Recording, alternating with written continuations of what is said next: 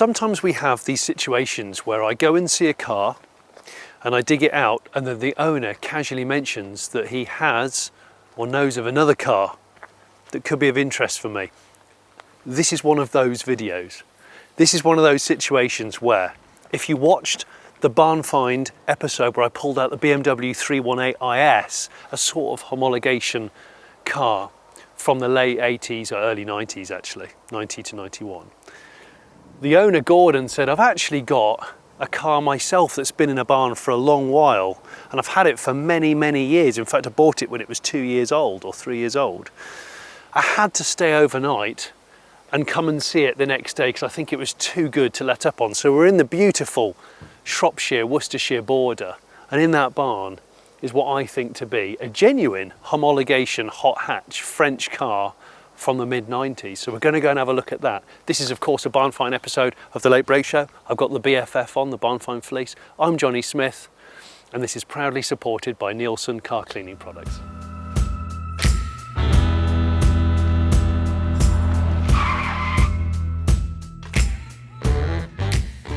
So if you watch the BMW 318 IS barnfind, which is a great car, you'll have already seen Gordon.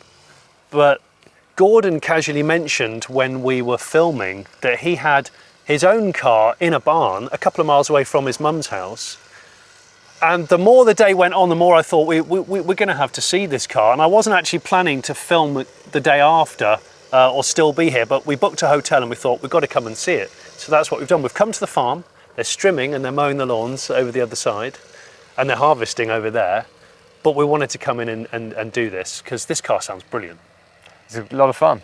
Yeah, so this is a car that you bought when it was only a couple of years old. It was only a couple of years old, one owner, so I'm the second owner from new. I think it had 10,000, maybe less, on the clock at the time. It was a great buy. And so there's another car in here. There's a couple of cars. There's a couple of cars. So I think, growing up round the rallying, and I was just osmosis, it just became part of me. And then I kind of got the bug. But later in life, it wasn't until I was in my late 20s, early 30s. Yeah. But that was getting back into competitive motorsport. But before that, a friend of mine had one of these, and he let me have a go. And I was moving out of I think it was a Mark I Golf driver, and this was brand new. It was 1994, and it was an amazing drive. And I thought to myself, I need to have one. So 3 or 4 years later, I ended up buying one. We're on the clock today because I'm supposed to go and collect my children in a few hours, so we're going to have to rush this one a little bit. Right, so let's crack on. We're going to have to do this one in slightly swifter than normal. Come on through. You get on with the lock, Gordon. But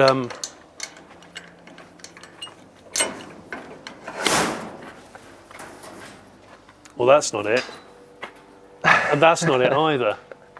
Oh, it's around here. So you haven't seen this car. You said you haven't seen this car. I haven't seen this car for several years now. Several years. Okay, well, there are still cars in the building. Come on in. Right, so A, they're all covered up, which is good, because it means they might be a bit clean. So come on, tell us, which is the car in question? Is it that one? That one there. Right. Yeah. What car is it? It's a Peugeot 106 Rallye, a Series 1. Series 1 Peugeot 106 Rallye. A real homologation hot hatch. In black. Yeah. Oh. Well, and that I can see is a Renault Clio, and I see the words trophy on the sill. 1 of 500. See that you've had that for a long time as well? I had this from one owner from new. Not me, one owner. I'm the second owner. Most interesting thing for me is the fact that you own 2 106 Rallyes. Yes, in the corner, which is a 106 rally car. So it's an actual rally car off the Rallye? Yes. Which is what you decided to go rallying in. Exactly. After growing up around all these lovely rally cars. Exactly.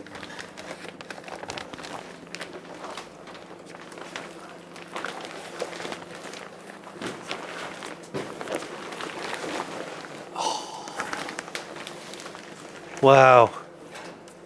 I remember when they launched, and I know that there's 2 phases of them. And this is the first phase, isn't it? 1994? 93, 94 to 96, based LM and N. I think there were around 2,000 brought to the UK. I think.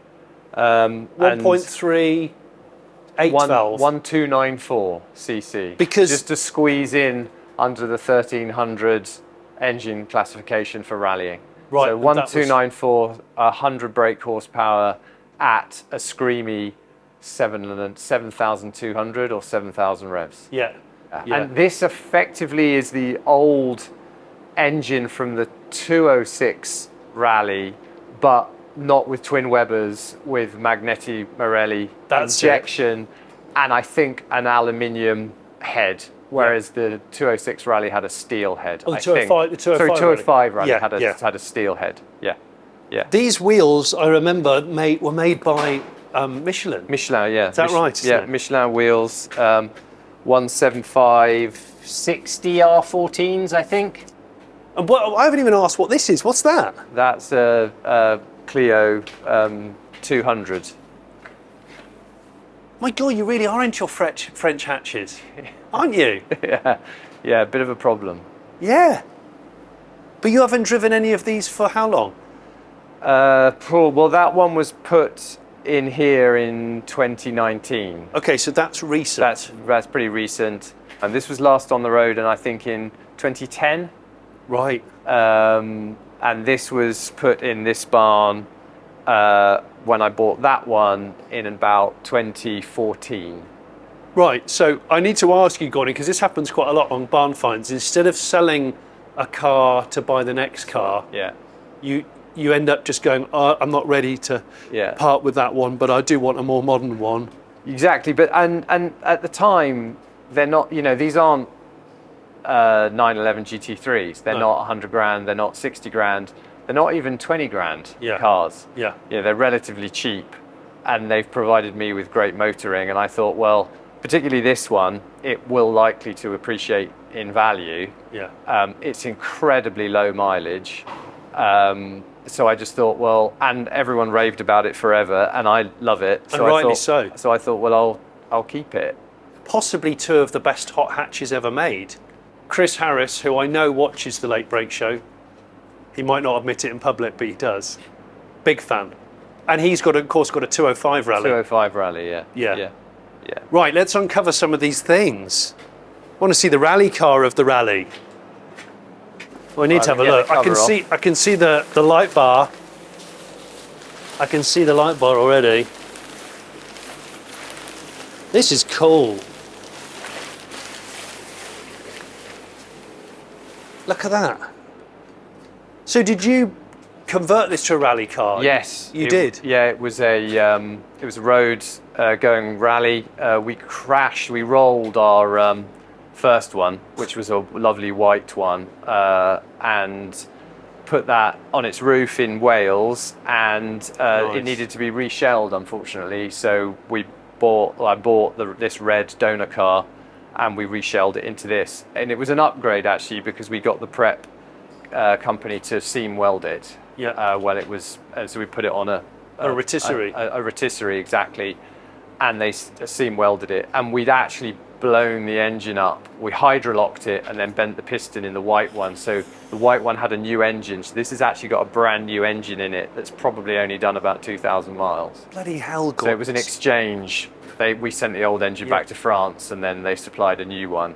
Let's quickly unhook this one, and then I know we're on the clock today, and I want to focus really on the original condition, your first Rallye. Let's try and slide this off without tipping all of the gunk onto it. I'm going to say that this is the best Clio they ever made. Yeah, 182 trophy. Yeah, it's a fantastic car. Yeah. All the money, of course, as everyone knows, went on the dampers. Yeah. The sacks. Yeah. What's the mileage of this? This is 17,000, I think. 17,000. Lemon heck, Gordon. Yeah. Just hasn't been used for a while. Well, I could sit and worship this one, but I think I'd like to have a closer look at the black 106 Rallye. Do you know what I'm amazed at? I know you've covered these up. We'll uncover those. You can uncover those now, actually. I want to see. Yeah. I'm amazed at the lack of mould. Yeah, it was always just kept pretty clean, and and it was sat outside quite a lot of the time, so I just put the covers on to stop the sun fading. You're very good, you are. And then, of course, Bit dusty, but phase 1 cars, red carpets, red belts. red belts, yeah, and then red stitching or red highlighter stitching on black seats. Yeah. And the same with the door cards. They were multicoloured Rallye stripes in the Series 2. And wind down windows. And wind down, keep fit windows, yeah. Yeah. Yeah, and this one actually had a cigarette lighter put in it because the guy that owned it before me liked charging his mobile phone, but they didn't come with a cigarette lighter or anything. They were so basic. Brilliant. And the good thing about these ones... 82,000 miles, is that right? I think it's 82, yeah. Yeah. And the good things about the sunroof obviously wasn't a great option for ones we use for motorsport, so people would blank them over, but this one came with a factory fitted one. And the good thing about a factory fitted one was you got this handy little map reading light that you could flick to one side. The normal cars just had a standard interior light. The back seats are all in pretty good nick too. Look at that, Gordon. What go. a thing. The brightness of the carpets. I will try and get it on camera, but I mean, it's a bit dark in this barn, but the brightness of the carpet is phenomenal. I suppose storing it in here is good. Storing it in here is good, yeah. It's dark, out of isn't bright it? light. It's out of light, yeah. This is lovely. Right, so with time being against us, let's pop the bonnet and have a look. When was the last time you ran it? Like at all? I haven't driven it. I think it was run in 2018. As in started? As in started, yeah. It Right. started in 2018. Got the bonnet up. So I think what we'll do is, I mean, you did well by removing the battery. So Yeah. the battery tray is immaculate. And in actual fact, I know it's really dirty, but it's very solid. You were pointing at this little plaque just as we were getting the bonnet open. Yeah. Saying how significant the Well, VIN there. it does say it does say N homologation, and then it has the homologation number for each country. So Republic of France, Belgium, Spain, Italy, and Grand Bretagne. It's and automobile Peugeot. It's a little bit unclear as to whether that is a Group N rally car homologation plaque, right? or it's just random that Peugeot chose the letter N and used the word homologation. Yeah. So I'm thinking with time and everything, and obviously it's your car. I've got a battery. We'll check the fluids. We could take the plugs out. We could leave them in, see if we get a spark, and I could actually just put fuel in it, like fresh, unleaded, super unleaded. I'm fine with putting the fuel in and turning it over option, and then I guess if it doesn't start, we can triage back from there and make sure that there's a spark. Obviously, we can check the oil first to make sure it's got some in it before we turn it over. Yeah, all the fluids. But the fluids should all be there, and there's no fluid underneath it. And when it was put back in here in 2018, it ran. So yeah, okay. Let's do that. I'll probably put a fresh gallon in, save 3 or 4 litres in the can of hope. just in case. Just in case. Just in case. I'll go and get the battery.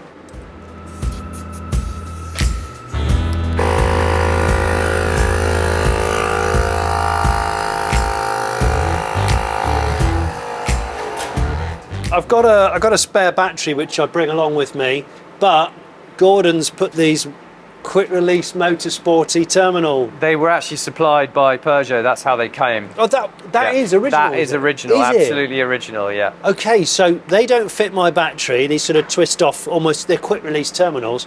So I'm going to have to sort of clamp them on there to get a good connection.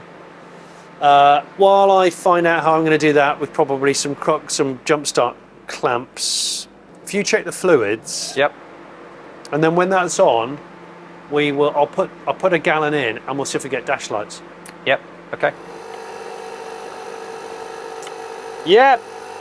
Oh yeah, we got the immobilizer flashing. We have power. Okay.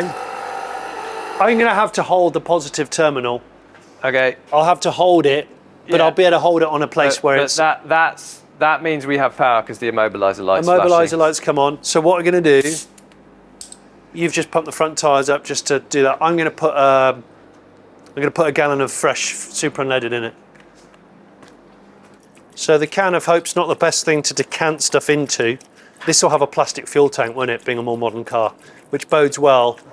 If you remember the BMW 318 IS, Gordon's late father, that has a metal fuel tank, and didn't we know it?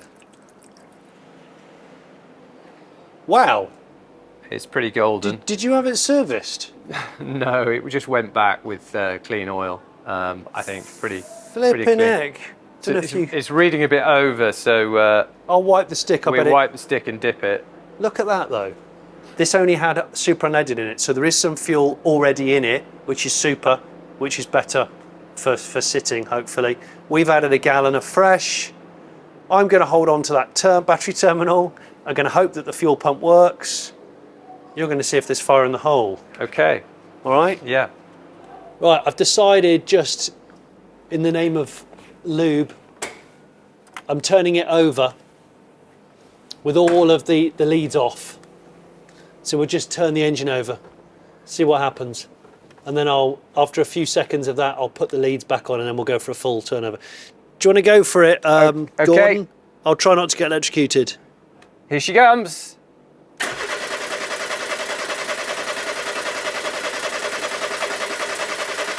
Nice. I could hear a crackle of something. So right. If you just stop there, I'm going to put these HT leads back on. That sounded really nice. These are fiddly, these are. God, man. Right. So. Okay, if you push the battery connections back on because they've come off. It will not work without me. Yeah. We have ignition. Let's hope for that fuel pump. Are you ready? Here we go. Yeah, I'm good.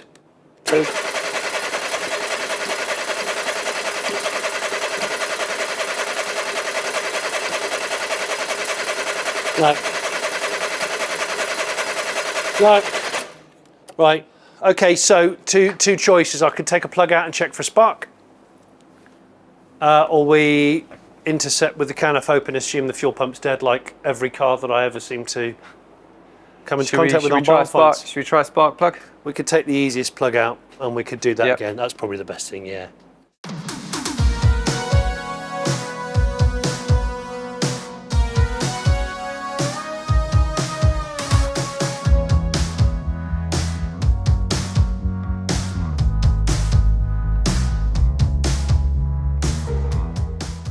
Okay, tell me when you're ready. Yeah, I'm ready. Let's see if there's a spark.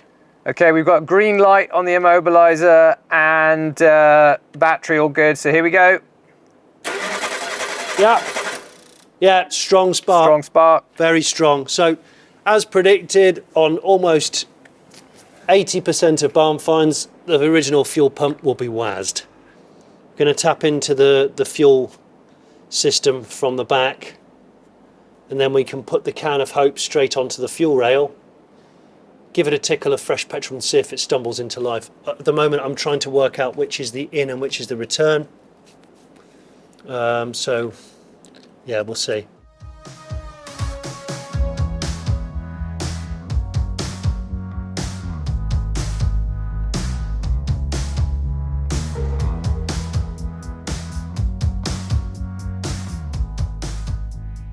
Right, well, the battery power is on. Yeah. Ignition on, green light for the immobilizer. Yeah. Okay, here we go. Yeah. No. So, unless I've got this wrong, I'm going to assume the fuel pump is not happy. Unless that is actually the return. Unless that's the return. So I could take the other one off. Right, I'm going to phone my friend Sean, who's a rally mechanic and a fanatic of these, who did the Land's End trial with me, if you watch those videos.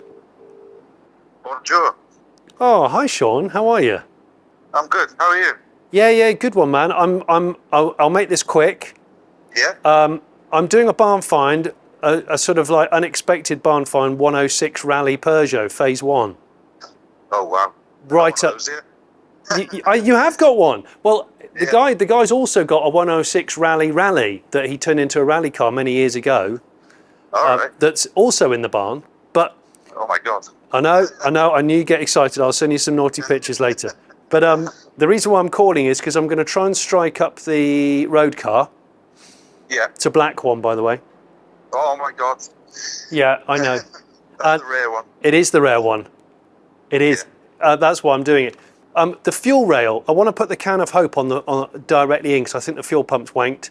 We've got a strong spark. I've put a gallon of fuel in, but there's no fuel coming through. Well, on the lower pipe that I've put, the lower pipe. There's two pipes onto the fuel rail, right? Have you been behind the back seats and pulled the fuel pump out? No. Because the fuel pump sneeze on them, very common. Do they? Yeah. Give me 2 seconds. I will just He's got open one the there. bonnet on this one. I'll tell you. This is as good as it gets. Is the Rallye open? Yeah. I've just literally filmed for my little channel an episode on this Rallye. Oh, well, I'll put a link on screen for your YouTube channel. This is an inadvertent promo. But I'm happy with that because you're a good person. So above the spark plugs, Yeah. have you got the black fuel rail? Yep. Well, it is black. It's a bit flaky, but then you got an upper and lower fuel line. Yeah, so put it into the upper one. Oh, gosh. Okay. So I took the lower one off first, so that's the return, is it? That's the return, yeah. I'm so glad I phoned you. Slightly smaller, isn't it? That's right, isn't it? Yeah, the return seems slightly smaller. We're looking at it now. I think that is return. What, the lower is return? Yeah, then again, they're closer to the injectors. I know. Well, that was the logic. That was Gordon's rationale. He said, "Well, the lower one's closer to the injector. Surely that's the in." And I said, "I don't know. I will find out for sure." Have you got spark there? Yeah. We've got a strong spark. So it is just fuel then. It has to be, Sean. Because otherwise, it's probably the injectors aren't opening. Yeah. Is there anything I can do without taking them out? Probably not, is there? Probably not. If it's been stood that long, chances are the holes on the front were all corroded over or something. Great. I love injection. Try that. Okay. Okay. Will do. Speak to you in a bit. Okay, before we continue this video, here's a clip of Sean's episode from his channel with more information on 106 rallies from a man who is absolutely in love with them. Here we go, driving a 106 rally against a backdrop of North Wales. Peugeot Sport, oui. J'adore Peugeot Sport. So we best get some numbers for you, if you don't know already. It's 100 horsepower. It's a 1300cc engine. It weighs 850 kilograms. Does 0 to 60 in 0.9 seconds. Is that enough numbers for you? I hope it is, because I haven't got any more. I want to tell you about the colours. They only made these in 3 colours. The phase 1 came in Bianca white, cherry red, and black. Black is the rare one. Black they made least of. I'd like one of them. I like them all, but black would be cool. Black would be really cool. Peugeot decided they wanted to go and rally that. You're a works driver, you drive for Peugeot, and they give you one of those with a cage, guard, all ready to go, and you rally for them. Or you go to the nearest Peugeot dealership, you buy one of those, you go, excusez-moi, can I have a Peugeot 106 with absolutely nothing inside it, not even electric windows, no radio? Yeah, that'll be great, thanks. And then you buy that, then you speak to Peugeot Sport and you buy the kit yourself. So if you're a clubman, you'd buy the kit yourself and then you'd install it. So you'd buy your cage, you'd buy your guards, you'd buy your fire extinguisher and your anti-roll bars and some other bits and bobs just to make it into a competitive rally car. Or you just went to the nearest Peugeot dealership and said, can I have that, and can I just drive it into the nearest hedge, which is what a lot of people did because they were such fast little things, and young people got hold of them, all sorts of people got hold of them and just thrashed them around, and yeah, they were in hedges all over the UK and Europe basically.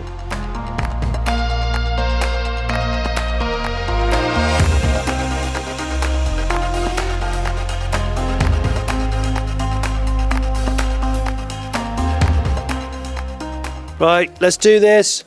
Fueled up. Okay, Yeah. ignition. Green on the immobilizer. Yeah. I'll do the number again anyway. Okay, ready, go. Yeah.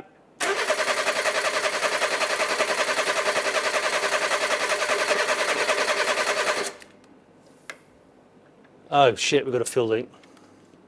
Okay, no. I don't know. I've got a hunch that it's in the return. But So it must be the return. It's in well, the return. It's not must, but I think. But it's likely to be. Yeah, the thing is, as soon as you let that off, Oh, well, yeah. it will absolutely. Unpressurize that. That's got nothing, but there's still pressure Oh.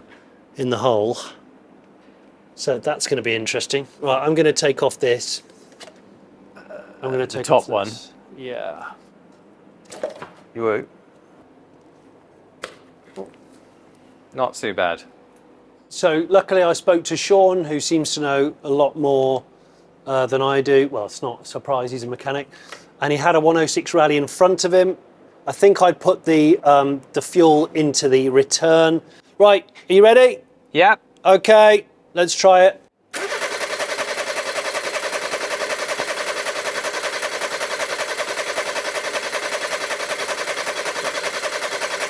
No. I think that's defeating us. I think that must be the injectors. It's time. This is the problem. As you said. Doing this on the clock because I can't spend a whole day on it today, and I've just sprung a leak on there. It's just popped one of those single-use clips off the return off the collar there, where the regulator is. It's just annoying that it ran really well when you said you last started it, but that was 2018. It's not a really long time ago, but.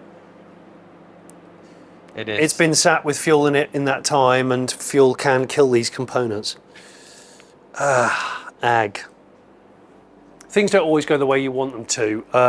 I'm quite frustrated about not being able to get the 106 Rallye fired up or clean. Unfortunately, I was really hoping to give it a nice spruce up, but we couldn't get access to the farmer this late in the day. There's a quad in its way, and then there's a massive gen set in the way just behind Phil, the videographer, which is, I don't know, a couple of tons in weight probably. So we couldn't physically get it outside to clean it. So that's a bit of a shame. But I've managed to clean a number of other barn finds using Nielsen products.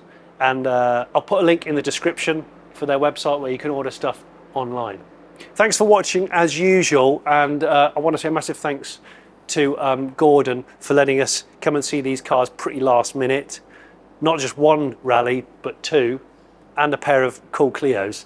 If you've got a car in a real barn, on a driveway, in a garage, outside under a tree, and you think it's of interest, let us know. There's an email in the contacts, and you can email us pictures, backstory, give us an idea of what's going on with the vehicle and why we should come and do it, and I might be in touch with you. Thanks ever so much.